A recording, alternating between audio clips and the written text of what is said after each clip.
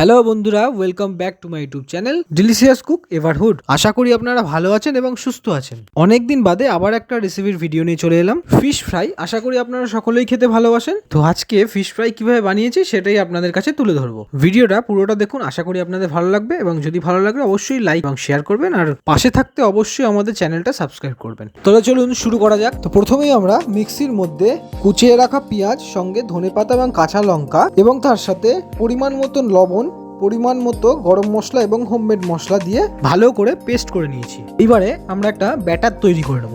প্রথমে একটা পরিষ্কার পাত্রের মধ্যে পেস্টটা ঢেলে নিলাম।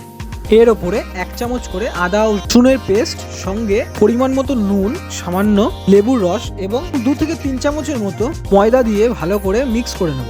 ব্যাটারটি ঠিক এইভাবে তৈরি করে নিতে হবে। ব্যাটারটি ভেটকি মাছের গায়ে মাখিয়ে নেওয়ার আগে যাতে গন্ধ না বেরোয়, তাই ভেটকি মাছের পিসগুলোর ওপর সামান্য পরিমাণ লেবুর রস, তার উপরে 1 চামচের মতো নুন, 1 চামচের মতো গোলমরিচের গুঁড়ো দিয়ে মাছের পিসগুলোকে ভালো করে মাখিয়ে নেব। মাখানো হয়ে গেলে 20 থেকে 30 মিনিট ঢেকে রাখার পর আগে থেকে বানিয়ে রাখা ব্যাটারটি মাছের পিসগুলোর সাথে মাখিয়ে ভালো করে ম্যারিনেট করে রেখে দেবো। ম্যারিনেটটা যদি ভালোভাবে করে রাখতে চান তাহলে আপনি এটা ওভারনাইটও রাখতে পারেন, কিংবা সময় অল্প থাকলে আপনি এটা আধ ঘন্টা বা 1 ঘন্টা রাখতে পারেন।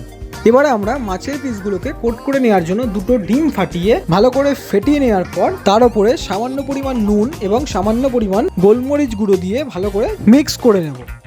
এরপর একটি পরিষ্কার প্লেটের ওপরে বেশ কিছুটা বিস্কুটের গুঁড়ো নিয়ে তার উপরে সামান্য নুন, সামান্য গোলমরিচের গুঁড়ো দিয়ে মিক্স করে নেব। এরপর ওভারনাইট ম্যারিনেট করে রাখা মাছের পিসগুলোকে ফ্রিজ থেকে বের করে এনে আগে থেকে তৈরি করে রাখা যে ব্যাটারটি বেঁচে ছিল তার মধ্যে ভালো করে মাছের পিসগুলোকে মাখিয়ে নিয়ে 5 থেকে 10 মিনিটের জন্য ঢেকে রাখবো।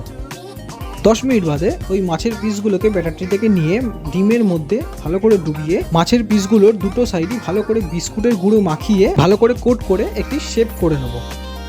ঠিক এইভাবেই শেপটা বানিয়ে নেব।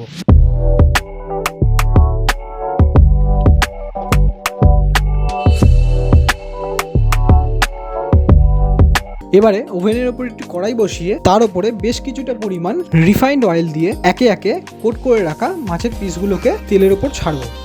ব্যাস তৈরি আমাদের ফিশ ফ্রাই। তাহলে আর ওয়েট করছেন কেন? ঝটপট আজকেই বাড়িতে বানিয়ে ফেলুন। আর ভিডিওটা ভালো লাগলে অবশ্যই লাইক করুন এবং অনেক অনেক শেয়ার করুন, আর পাশে থাকতে চ্যানেলটি সাবস্ক্রাইব করে দিন।